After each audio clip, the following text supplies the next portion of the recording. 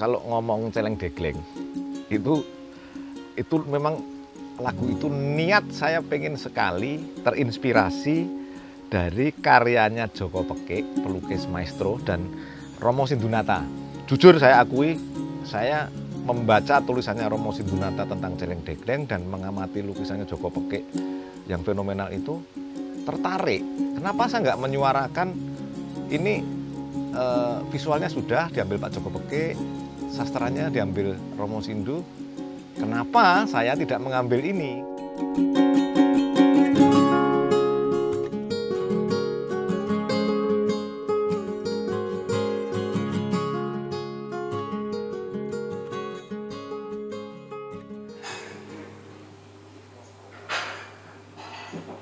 Saya itu bermusik sudah lama dan sebetulnya kayak semacam kutukan dalam tanda petik ya, karena memang ya aku bisanya cuma musik dan sejak SD kan saya sudah membuat lagu.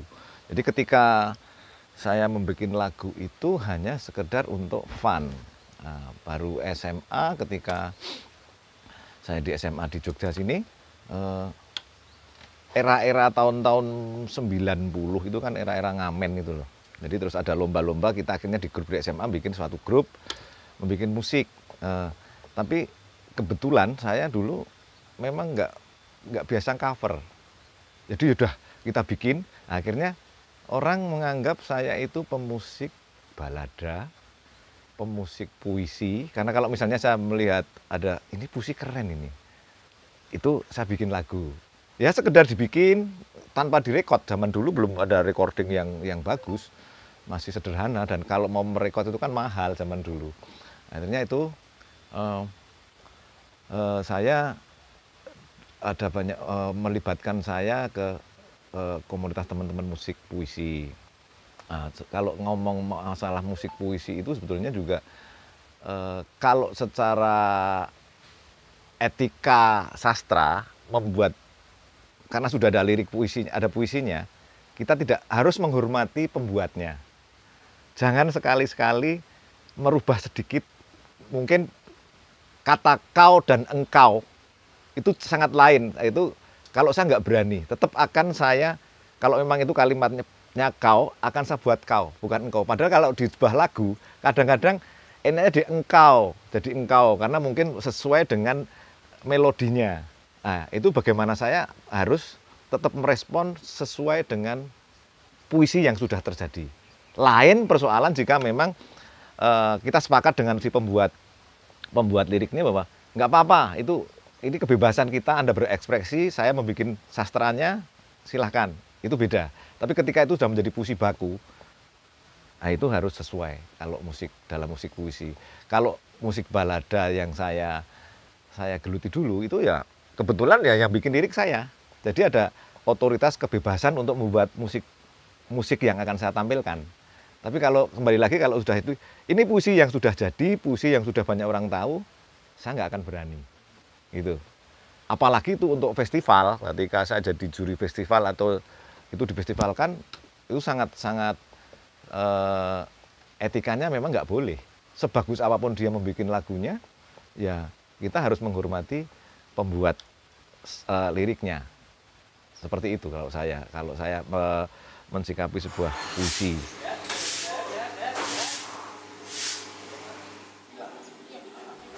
Saya itu orangnya kan sebetulnya, ya mungkin nganggap saya keset, kayak apapun lah, seneng dolan. Nah itu ketika ada interaksi dengan persoalan sosial itu, saya itu kadang-kadang tergelitik.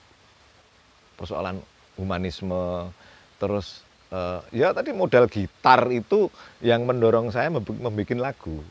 Jadi perjalanan saya itu kan dulu memang dari SMA membuat grup band, sampai kuliah membuat grup band, terus sempat menjadi player di kafe-kafe era-era dulu itu.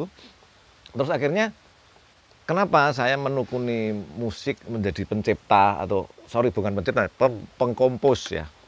Nah itu karena kalau saya mengcover terus, nanti saya nggak punya rekam jejak karya, gitu loh. Dan pasti kalau saya mengcover lagu orang lain, sebagus apapun tetap bagus yang bikin pertama. Akhirnya dengan pengalaman itu saya terus mencipta, terus sekarang di era-era sekarang itu sangat mudah untuk membuat sebuah karya. Itu saya rekam, saya bikin album, saya rekam, saya bikin single, saya rekam, terus akhirnya juga dengan proses tentunya dengan workshop, karena membuat lagu itu kadang-kadang kok mirip dengan lagu si A ya, itu pasti akan saya share sebelum kita record. Itu biasanya kita workshop dengan teman-teman kreatif, seniman, player-player kreatif itu. Kira-kira kayak gini ya Pak, kalau misalnya Bung ini mirip lagu Gail, akan segera secepatnya kita rubah. Walaupun sebetulnya sifat kita itu memang meniru kan. Niru, nonton, niru, nyontoh.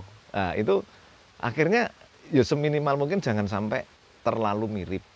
Walaupun kan secara hukum kan 8 bar. Yo ini mirip petang bar ya, rapopo karena yo nada kan cuma segitu. Cuman kalau bisa jangan terlalu plek banget. Itu dikira plagiat nanti kita. Itu intinya itu. Jadi proses perjalanan ke sini ya Kak, saya asik-asik saja sampai sekarang masih produksi sampai hari ini, karena maaf Mas ya wis kalau saya sudah di situ yo harus saya jalan pedangnya di situ. Nah, persoalan baik buruk itu kalau seniman nggak ada bagi saya.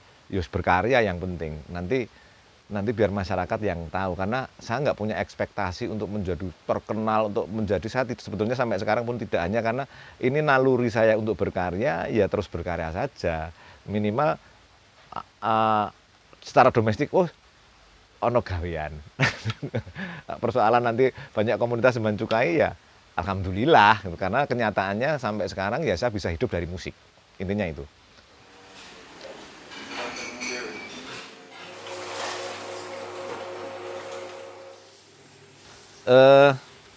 Untuk mendukung ruang ekspresi saya memang banyak bersentuhan dengan player-player musik. Itu yang pertama dulu.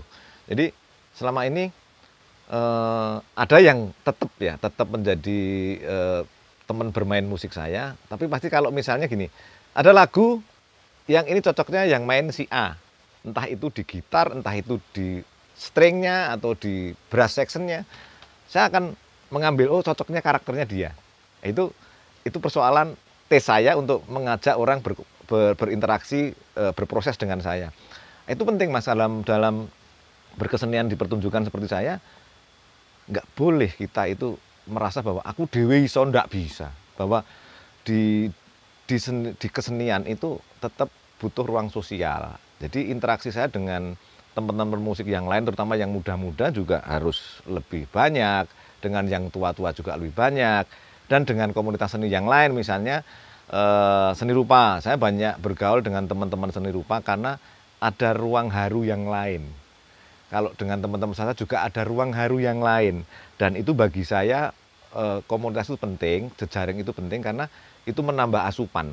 Karena perspektif dari kelompok-kelompok seni itu kan juga lain-lain, walaupun intinya kalau ditarik benang merahnya sama, cuman ada estetika-estetika yang lain yang masuk menyerap dalam diri saya jika saya membuat lagu, terutama di karya saya.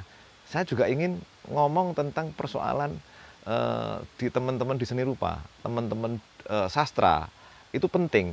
Jadi kuncinya semua itu influence, syukur-syukur sudah menjadi karya yang nantinya juga bisa sentimen itu bersinggungan, sentimen positifnya ada. Kalau saya dengan sampai hari ini kebetulan juga saya bukan penggerak sih, tapi selalu aktif, update dengan kelompok-kelompok seni yang lain, baik di Jogja atau di luar Jogja.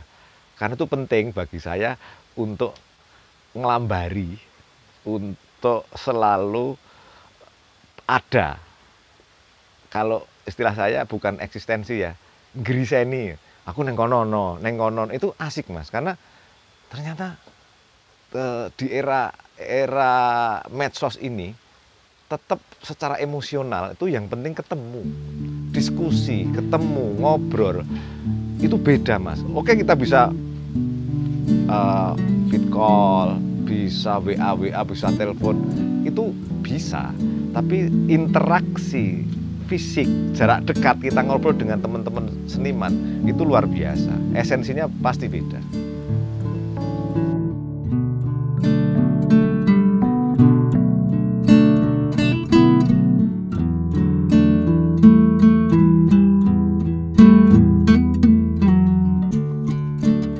Ya kalau saya flashback ya, ketika era-era akhir 90 sampai 2000, kenapa orang saya dianggap musik balada atau musik folk? Itu mungkin karena saya menyanyikan lagu-lagu saya sendiri hanya dengan gitar. Walaupun di luar itu saya juga bergrup band, tapi saya sering main sendiri, terus membawakan karya saya dengan gitar. Nah, banyak orang mencap saya pemusik balada, padahal sebetulnya ya hanya karena perilaku nganggo gitar itu juga kayak balada. Orang kan banyak stigma itu muncul ketika nyanyi gitaran itu balada atau folk. Nah, itu sebetulnya itu, dan saya sebetulnya tidak membranding saya itu. Saya itu kalau ditanyain genremu apa itu susah. Genreku apa ya? Aliranmu apa? Aliranku Bengawan Solo mungkin gitu ya. Jadi ya itu, padahal misalnya saya membawakan lagu saya dengan irama reggae, tetap orang balada gitu loh. Nah itu sing ya mungkin ada media yang nulis akhirnya dianggap saya musik balada. Nah, sampai sekarang pun kebetulan saya juga bukan sebuah nama grup band ya Sri Krishna, band saya ya Sri Krishna. Saya solo gitu loh. Walaupun di situ teman-teman saya banyak di bandnya. Nah, itu ya tetap anggapnya balada. Padahal sepengetahuan saya loh ya, balada itu memang kuat di lirik, terus cerita tentang persoalan humanis, tentang persoalan sosial, itu di anggapan saya itu memang kayak tipikal musik balada. Padahal saya juga ada beberapa lagu cinta pun juga kadang-kadang juga itu dianggap balada, tentang menceritakan dia mencintai seseorang. Hanya mungkin ada sedikit metafor kalau di lirik saya itu. Jadi kalau orang seperti saya remuk redam rupane ini ngomong aku cinta padamu, itu yo ketoke yo ora pas nek aku. Ning mungkin aku bikin lirik yang sing ada semiotiknya. Itu loh. Enggak wantah aku cinta padamu, Tuhan berikanlah. Mungkin tidak seperti itu. Saya sih mengatakan bahwa mungkin kau adalah kupu-kupu. Misalnya seperti itu. Kau adalah matahariku. Misalnya seperti itu kalau memang lagu cinta. Ya itu yang muncul seperti itu. Dan saya tidak khusus belajar sastra. Saya nggak pernah belajar sastra, hanya abang saya cah bodoh. Jadi ya menurut aku ki apik gitu. Saya itu kalau bikin lagu kadang-kadang misalnya lagu itu selesai dalam sekian jam dengan liriknya. Kuwi kok Mas, sering saya tak pikir itu lagu ya. Tapi ketika sudah mantep itu ya sudah. Karena kalau dipikir enggak selesai-selesai, pasti ada bahasa-bahasa yang lain.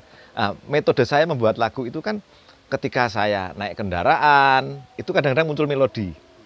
Muncul melodi itu dengan sendirinya nanti kalau sekarang kan ya enak toh, tinggal mencet HP, harus rengeng-rengeng, engko tekan rumah disimpan. Atau saya menemukan kata, kalimat. Di kalimat ki unik ya. Ini kalimat ki enak iki. Tak tulis neng omah, kalau sudah di rumah itu saya tulis, tak lumpukke. Jadi menjadi kata-kata yang blasur itu. Baru nanti terus, oh kita cocok ini tak kumpulke, tak dadekke lagu di sini. Saya metodenya cuman itu. Saya enggak nulis partitur, enggak pernah. Jadi cuman ketika sudah saya lakukan, nanti teman-teman datang, ngajak teman-teman, kita workshop, cuman gitu. Jadi itu tadi kalau ngomong pertanyaannya kenapa saya dijuluki pemusik balada, ya itu mungkin. Padahal di lagu saya tuh ya ada rocknya, ada reggae-nya, ya macam-macam dan suka-suka saya gitu. Tapi matur nuwun jika saya dijuluki seperti itu, saya terima kasih. Wong saya tidak ada ekspektasi untuk menjadi, aku pengen jadi pemusik balada. Saya sangat terhormat sekali. Apapun bagi saya itu sebuah karya, saya hormati. Mau campur sari itu keren, dangdut keren, itu hebat. Mereka menjadi itu pasti karena passionnya cocok. Jangan sinis terhadap sebuah karya. Karena karya itu nggak bisa diperdebatkan itu jelek, itu bagus. seorang berkesenian itu menurut saya bagus semua, bagus semua, hanya ukurannya kan ketika itu tidak melanggar norma, cuman itu kalau saya. Tapi kalau semua karya mau seni rupa, seni pertunjukan itu bagi saya keren. Wong kadang-kadang di lagu itu ya agak fals sedikit ketika kita menyanyikan di lagu itu, malah uniknya di situ, alami sekali itu sangat bagus, sangat bagus. Terus kalau di recording kan kita ngitung efek soundnya piye, terus nanti tone color piye, suasananya piye, itu memang itu keahlian tersendiri bagi sound engineer. Nah, itu tidak bisa saya menjudgment itu. Kalau saya recording itu ya laguku ngene, kita serahkan semuanya kepada sound engineer. Dia yang paham bahwa oh karaktermu cocoknya ini Bung, misalnya gitu. Nah itu kerja kolektif ini penting dalam dunia seni. Nggak bisa Mas, kerja sendiri itu nggak bisa. Harus kolektif, karena apalagi era-era sekarang, era global, era kolektif. Strategi-strategi marketing misalnya, kolaborasi dengan si A, si B, ya nggak masalah, itu dibenarkan. Karena itu energi yang baru bagi saya. Bukan wah kayak ngono kan. Wah, jangan, bahwa itu memang energi baru. Pasti akan memunculkan warna yang baru ketika kita membuat karya dengan banyak orang atau dengan 2 orang atau 3 orang. Itu ada estetika baru. Kalau persoalan saling mengkritik atau sampai ekstrimnya mencemooh, diambil aja, bahwa juga nanti akan memunculkan estetika baru. Ketika dikritik kita pahami, oh berarti orang ngono. Kalau kita mungkin menolak kritikan itu, ya sudah, enggak apa-apa, bahwa itu memang ya memang orangnya seperti itu. Saya enggak terlalu mempersoalkan, jadi enggak hitam putih. Entah besok misalnya saya dianggap saya pemusik reggae, ya enggak apa-apa, bahwa di era ini, di era itu saya membuat karya reggae, ya dianggap pemusik reggae. Di era ini, di era itu saya membuat musik rock, ya biarlah orang menganggap saya pemusik rock. Seperti itu. Jadi yang penting karya itu kita ugemi, kita yakini sebagai sesuatu yang bermanfaat. Bukan hanya bermanfaat secara finansial, itu udah makanan rohani. Nek saya itu udah makanan, ketika aku seneng, lagu ini seneng, wah udah luar biasa. Di keluarganya nonton api, wah wis matur nuwun. Koncone apik Bung, ya sudah. Cukup bagi saya.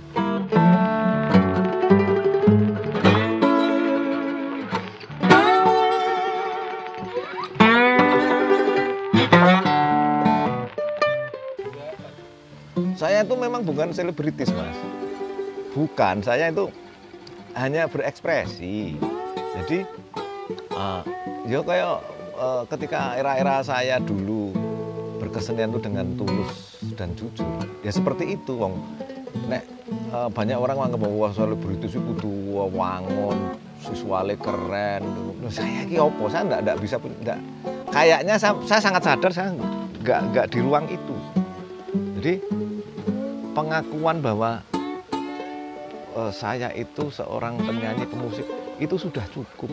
Jadi orang berpikir bentoyong, nek wong Jawa bentoyong banget. Karena kalau sudah kita bentoyong, punya ekspektasi lebih, capek. Energi kita hanya dikelola untuk piye carane aku dadi wong top.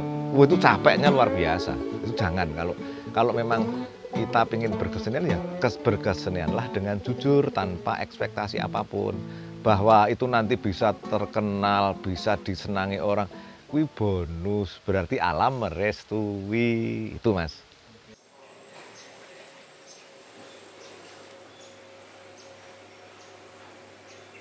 Album saya pertama berjudul Bicara, itu 2000 pertengahan lah.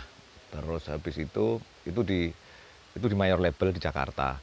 Terus saya bikin lagi album Mimpi. Itu dulu sebenarnya keinginan saya. Jadi ketika produser, kamu pengen apa? Aku pengen bikin musik yang diiringi dengan orkestra. Nah, terjadilah album itu dengan Saunene String Orkestra di Jakarta. Kita recording di sana. Saya bikin album Mimpi.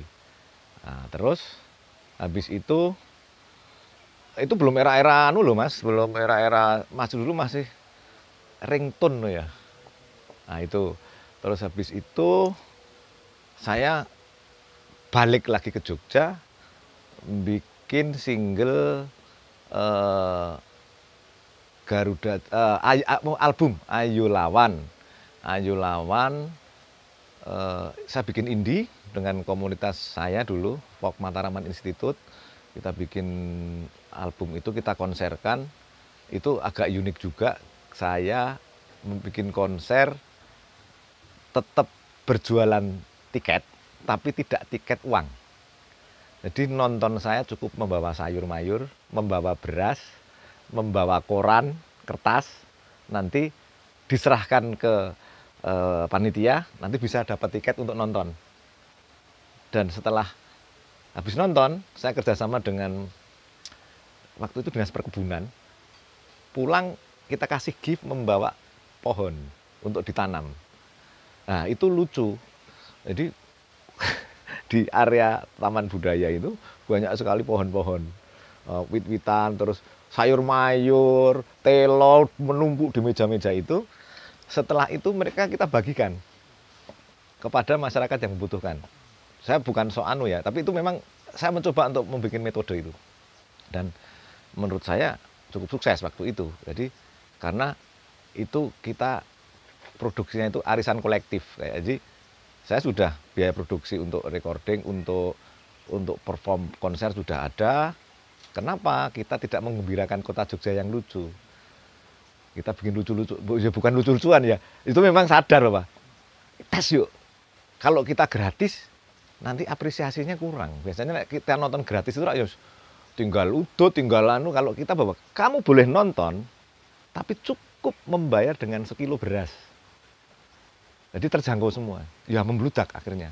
Nah itu saya masih sangat cukup berkesan dengan peristiwa itu. Habis itu ada lagi saya bikin beberapa single, Rubuh-rubuh Gedang dengan pelukis Nasirun,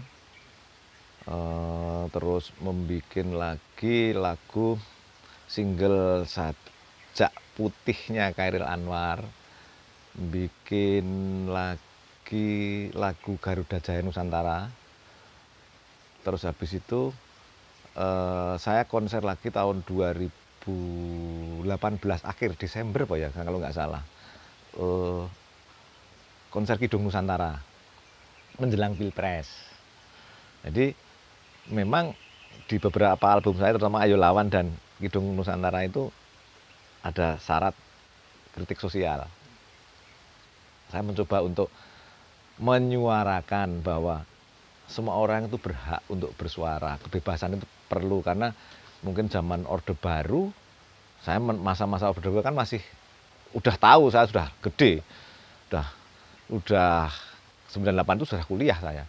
Jadi ya merasakan perbedaan kebebasan ngomong itu, terutama seniman ya. Saya senang banget ketika bisa, dulu kan era-era Orde Baru itu mau pentas saja kan diselidiki gitu Mas, wah dilacak gue pentas opo, kontennya apa, mau itu baik teater, musik gue menyuarakan apa kan nggak boleh itu dulu. Nah, sekarang kebebasan-kebebasan itu di era saya sekarang, di masa sekarang itu ya ruang berekspresi bagi seniman ngomong pun ada, seperti saya ngomong lagu asu-asuan, celeng degleng, itu kan sebetulnya ya mengkritik situasi sekarang ini, baik itu juga otokritik bagi kita semua bahwa jadilah manusia yang baik, itu yang penting. Tapi sampai era sekarang ini kebebasan ini memang banyak tokoh-tokoh yang sok, mohon maaf dalam tanda petik, sok nek ngomong ngawur, saking bebasnya nek ngomong sak ngawur-ngawure, sok ranggo data, ngomong hoax segala macam. Itu yang menggelitik bagi saya untuk ngomong itu. Jadi sampai itu, terus sekarang ini kebetulan ini saya banyak pentas-pentas off air. Kemarin juga di era pandemi itu saya 2 kali konser dengan Kominfo, live streaming ya, konser, tetap konser biasa dengan full band, dengan brass section juga. Itu ya karena kita pada tiarap toh, masih ada berkah. Saya konser 2 kali, konser tunggal 2 kali.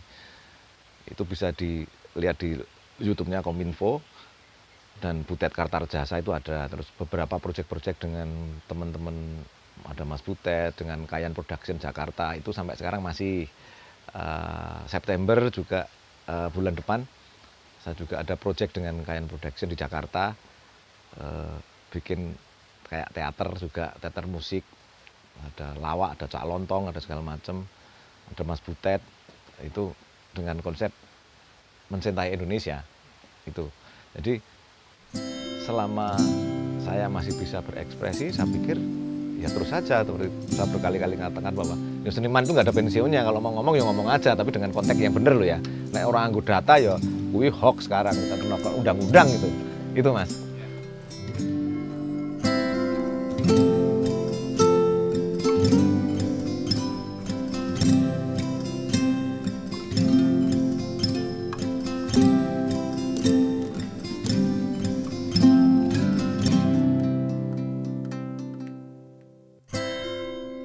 Kalau ngomong celeng degleng itu memang lagu itu niat saya pengen sekali terinspirasi dari karyanya Joko Pekik, pelukis maestro, dan Romo Sindunata.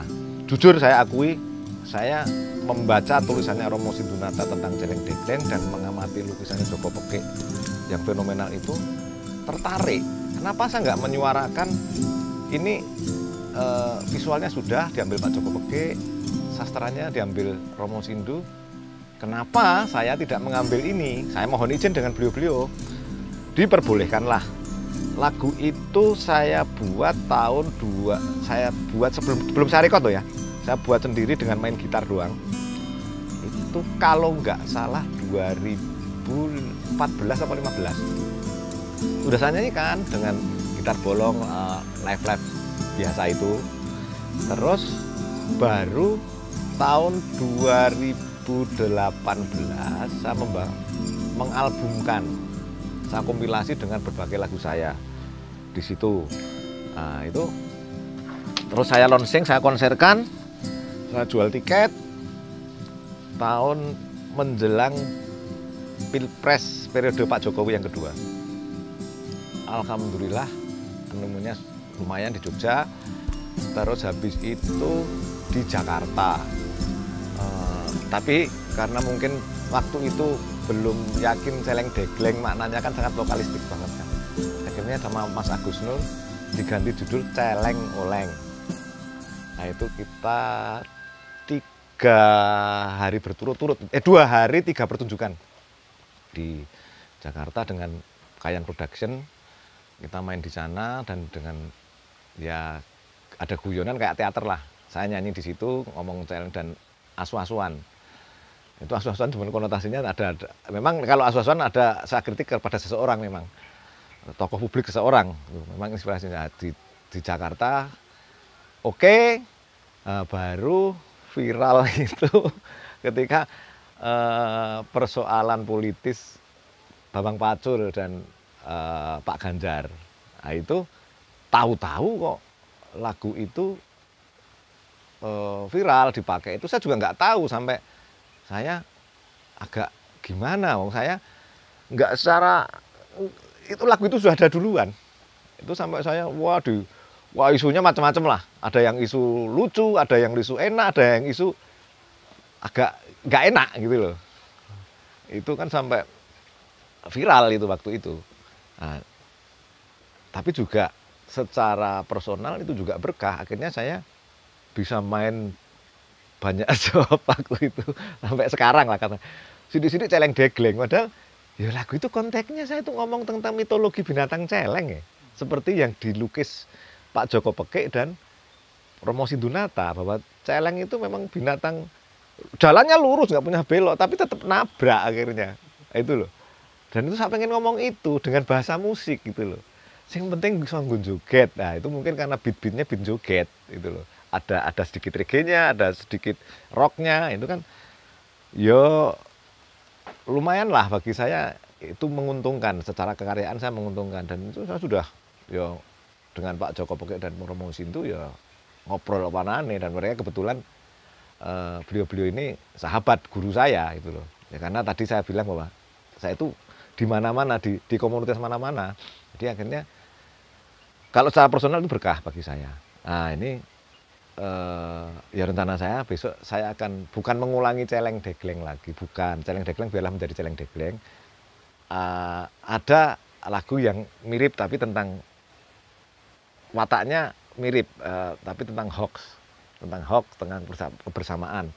Dan ada satu lagu yang ngomong tentang kebersamaan itu udah di-hire oleh sebuah kementerian itu. Jadi itu tadi loh Mas, aku ki seniman, bikin ki ya sing kontekstual ora. Aku enggak pengen apa ya, dipublish enggak untuk sandang pangan. Aku di lagu iki yuk disponsori. Ya cuman gitu aslinya itu. Jadi saya harus berbaik-baik dengan institusi gitu loh. Intinya itu Mas. Terima kasih.